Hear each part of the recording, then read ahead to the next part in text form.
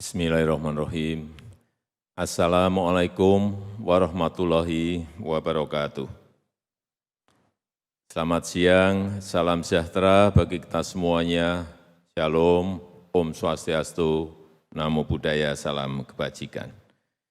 Yang saya hormati para Menteri Kabinet Indonesia Maju,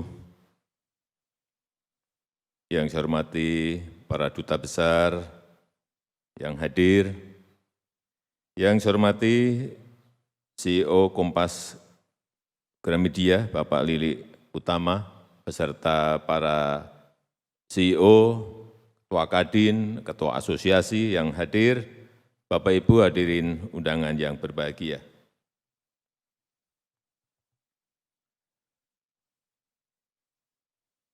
Dunia sekarang ini betul-betul berada pada ketidakpastian yang tinggi. Berada pada posisi keraguan-raguan juga yang tinggi, dan berada pada kompleksitas masalah yang juga tinggi. Dan terus-menerus muncul masalah-masalah yang memang mau tidak mau harus dihadapi. Baik yang berkaitan dengan perubahan iklim, yang dikhawatirkan akan memunculkan krisis pangan. Semua negara sekarang ini juga takut karena inflasi di negara-negara, semua negara naik. Orang juga takut dengan tapering off.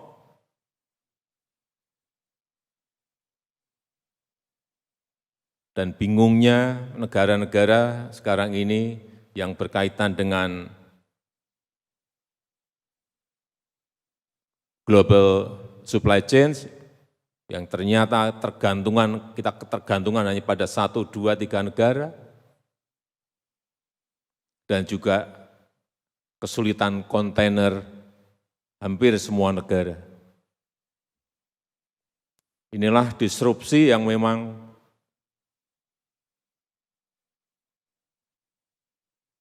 sangat mengacaukan, dan kompleksitasnya juga semakin tambah. Oleh sebab itu, kita semuanya harus mengantisipasi, harus mempersiapkan diri, harus hati-hati, tetapi juga tidak usah terlalu ketakutan. Yang paling penting menurut saya, kunci ekonomi di tahun 2022 hanya satu kuncinya. Kita bisa mengendalikan yang namanya COVID. Kuncinya hanya itu.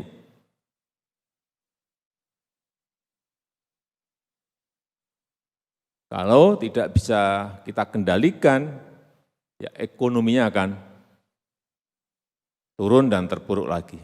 Saya kira negara-negara lain mengalami gelombang 1, gelombang 2, gelombang 3, masih tambah lagi gelombang keempat. Inilah sekali lagi yang harus kita hati-hati, penuh kehati-hatian. Saya selalu sampaikan kepada menteri dan daerah, bukanya harus tahapan, tidak usah tergesa-gesa langsung buka semuanya.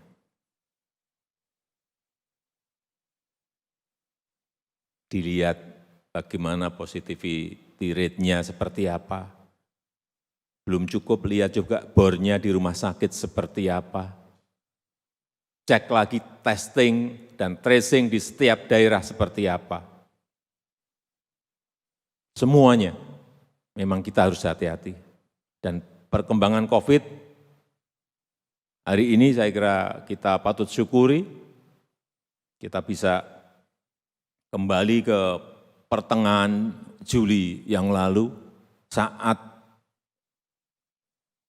kasus harian kita 56.000, betapa sangat meloncatnya saat itu, hanya dalam waktu 2-3 minggu langsung berada di puncak 56.000 rumah sakit pontang-panting, urusan oksigen, urusan obat,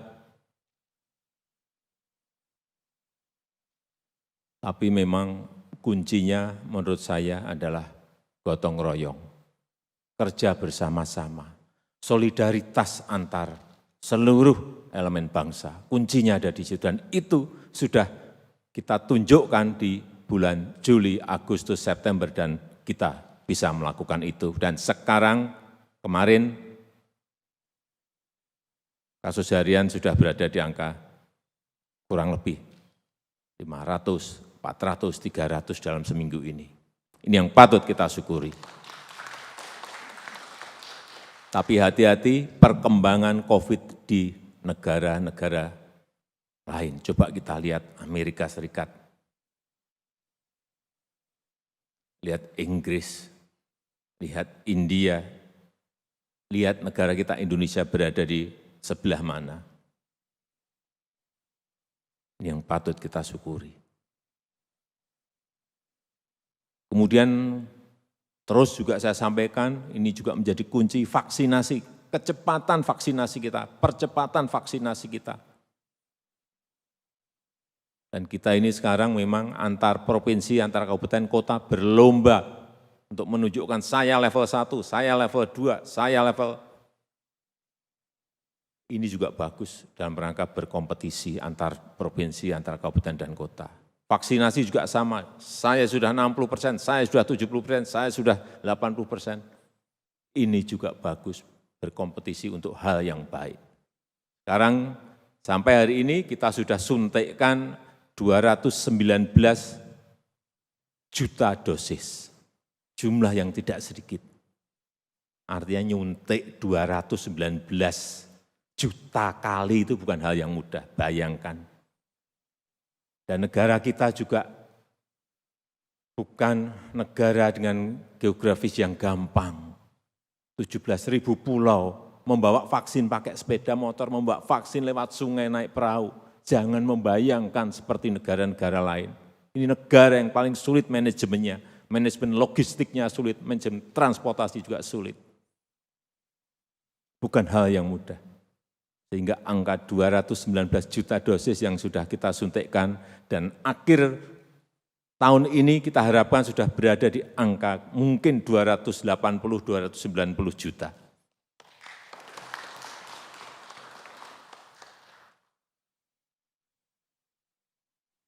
Dosis 1 sudah di 63%. Kemudian kalau kita lihat kita bisa mengendalikan ini, mengendalikan COVID, pegang betul COVID.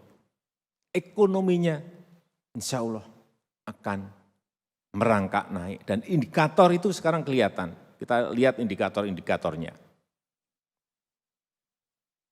Untuk konsumsi, misalnya indeks keyakinan konsumen sudah kembali lagi pada posisi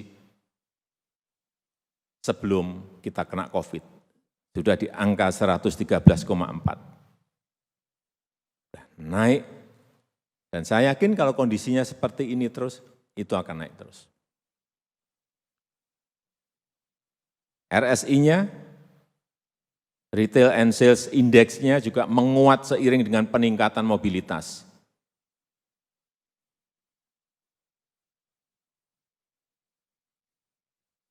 Di 5,2%. Di sisi produksi juga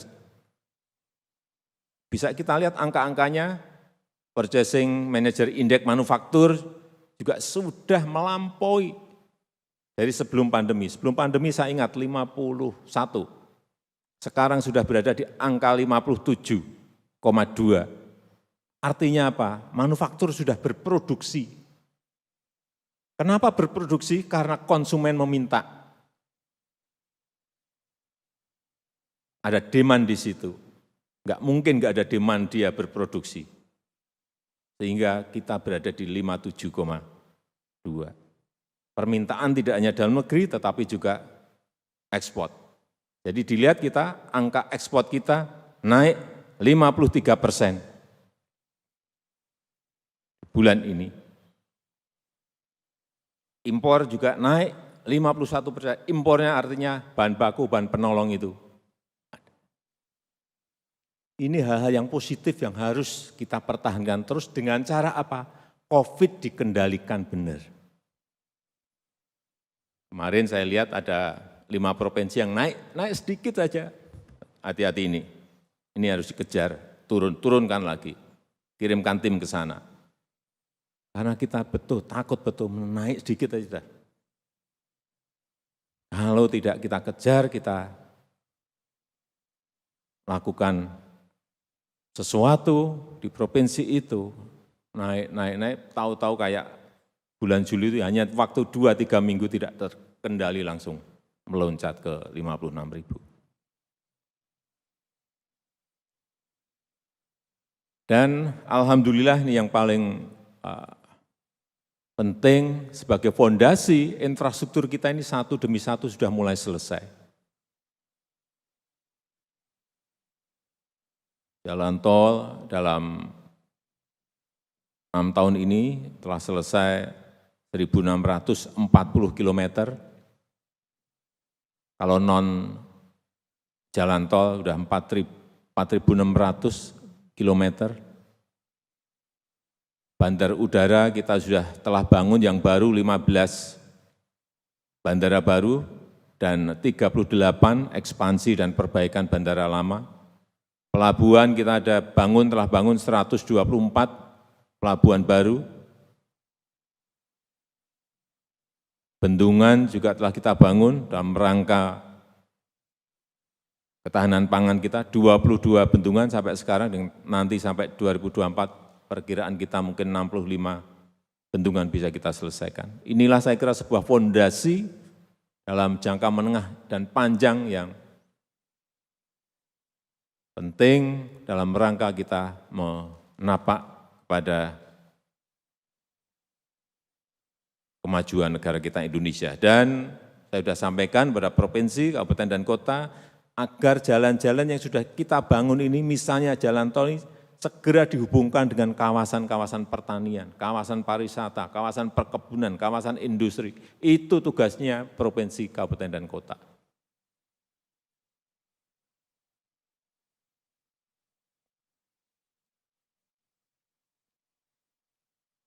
Kemudian yang kedua, kebijakan kita mengenai hilirisasi, ini akan kita teruskan.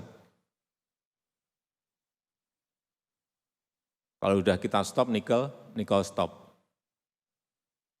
Meskipun kita dibawa ke WTO oleh EU, ya silakan, enggak apa-apa. Ini nikel kita kok. Dari bumi negara kita kok. Silakan. Memang kemarin waktu di G20, banyak negara-negara yang menyampaikan kepada saya mengenai nikel itu. Loh, saya sampaikan loh. Kita ingin membuka lapangan kerja yang seluas-luasnya di Indonesia. Kalau saya buka nikel dan saya kirim raw material, kita kirim raw material dari Indonesia ke Eropa, ke negara-negara lain, yang buka lapangan kerja mereka dong. Kita enggak dapat apa-apa. Tapi kalau mau kerja sama, ayo. Kerja sama setengah jadi di Indonesia, enggak apa-apa, nanti setengah jadi dikirim ke negaramu, jadikan barang jadi, enggak apa-apa kok. Kita terbuka. Tapi bikin di sini, invest di sini. Jadi kita enggak menutup diri kok, kita terbuka. Tapi kalau kita suruh kirim bahan mentah terus enggak, stop. Jangan berpikir Indonesia akan kirim bahan mentah. Nikel pertama, udah stop. Tahun depan mungkin bisa stop bauksit. Kalau smelter kita siap, stop bauksit. Sehingga kita bisa membuka lapangan kerja, hilirisasi, industrialisasi di negara kita. Bauksit sudah, tahun depannya lagi, stop tembaga. Karena smelter kita di Gresik sudah mungkin hampir selesai, stop. Kenapa kita lakukan ini? Ya, kita ingin nilai tambah. Kita ingin added value. Kita ingin ciptakan lapangan kerja yang sebanyak-banyaknya. Dan itu sekarang mulai disadari oleh negara-negara lain. Mereka mau tidak mau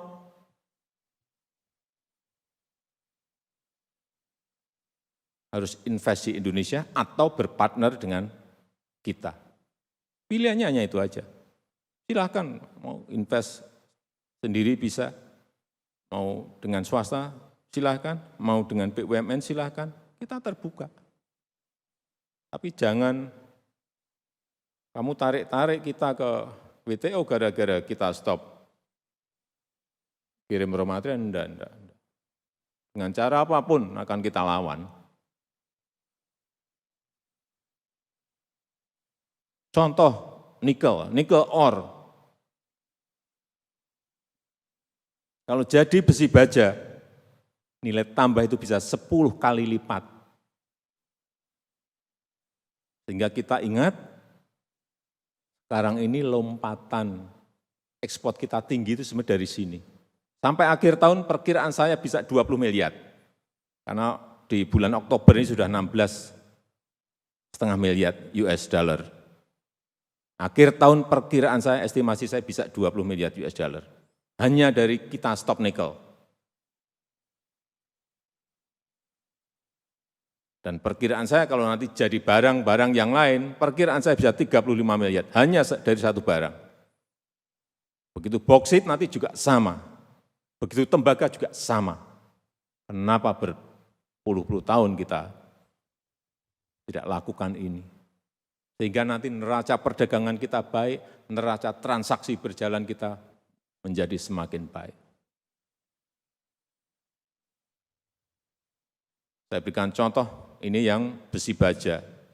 Ini yang menyebabkan defisit perdagangan kita dengan RRT itu tinggi gara-gara ini. Kita di 2018 itu minus 18,4 miliar US dollar. 2020 sudah minus 7,85. Langsung turun ini dari mana ini? 2020 turun dari besi baja, dari nikel yang jadi barang itu. Di 2021 sampai Oktober ini tinggal minus 1,5 miliar US dollar. Nanti tahun depan 2022 saya yakin kita sudah plus terhadap sudah surplus perdagangan kita dengan RRT. Saya yakin itu. Nah, kalau kita lakukan itu untuk boksit, untuk tembaga, untuk timah, rare earth, semuanya, Bapak Ibu bisa bayangkan devisa kita nanti akan seperti apa. Inilah strategi yang kita semuanya harus sama. Jangan ada yang, Pak, ini kita nggak bisa ekspor lagi nikel, harganya pas baik. Iya, tapi dalam strategi besar negara kita memerlukan ini. Kita tidak berbicara perusahaan per perusahaan. Tapi yang lebih penting lagi adalah bagaimana ini dilakukan hilirisasi, industrialisasi, tetapi yang lebih penting lagi bagaimana mengintegrasikan ini. Nikel terintegrasi dengan tembaga, terintegrasi dengan timah, terintegrasi dengan boksit semuanya. Kalau terintegrasi nanti, barang jadinya kan betul-betul dari kita, semuanya bahannya. Mau mobil listrik, electric vehicle, EV, semuanya dari kita. Dan barang-barang yang lainnya. Rare earth itu untuk semiconductor, semuanya dari sini. Mau tidak mau, orang akan datang untuk membangun. Dan sudah mulai orang sadar, begitu kita ngomong stop, mulai. Karena rare earth ada di sini.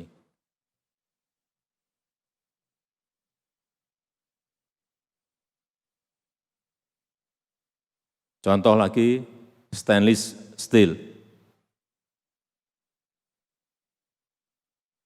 yang dibikin jarum suntik.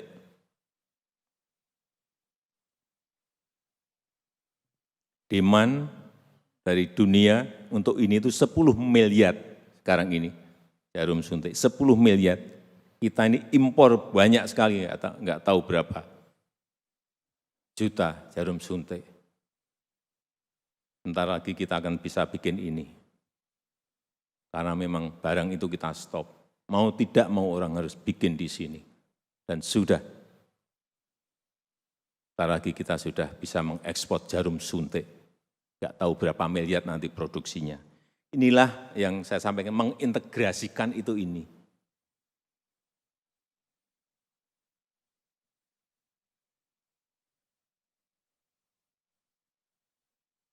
Belum yang HPAL untuk lithium baterai dan lain-lain. Artinya kita harus optimis bahwa dengan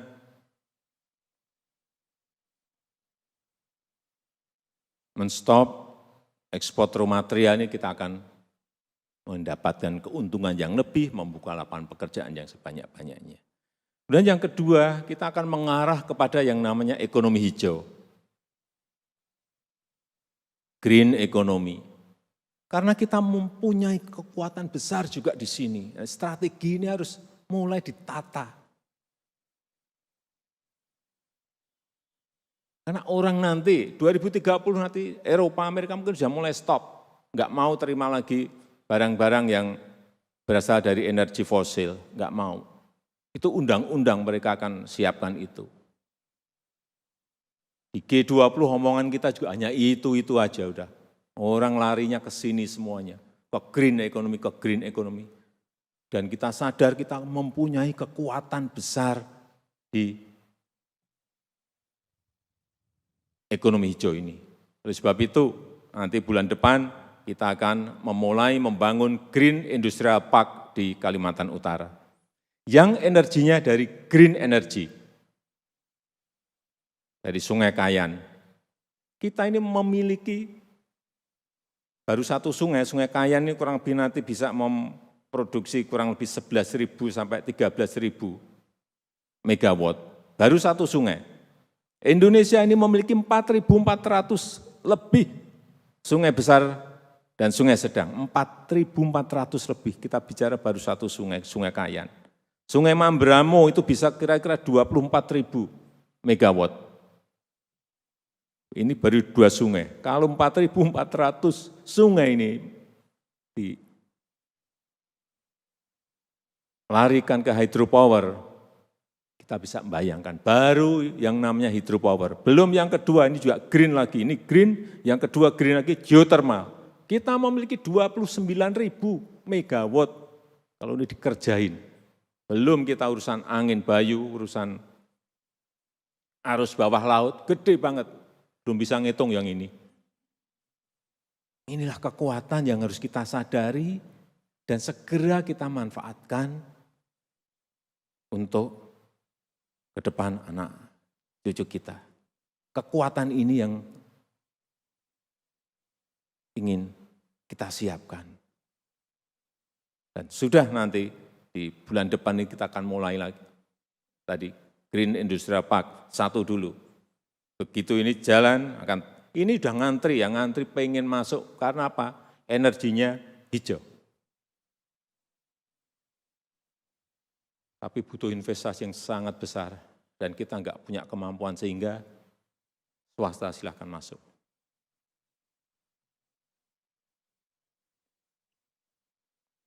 Dan yang ketiga yang berkaitan dengan digital economy. Kita juga punya kekuatan di sini, punya pasar besar, dan sekarang ini kita memiliki startup lebih dari 2.000, tepatnya 2.229 startup. Dan potensi ekonomi digital kita sampai 2025, 124 miliar kurang lebih dolar. Gede banget. Oleh sebab itu ini juga harus disiapkan, dan saya sudah berikan target 2 tahun. Kalau lepas 2 tahun, sudah kita kedahuluan oleh negara lain. Sehingga peta jalannya harus kita miliki. Bagaimana menyiapkan infrastruktur digitalnya, bagaimana menyiapkan pemerintah juga yang digital, pemerintahan yang digital.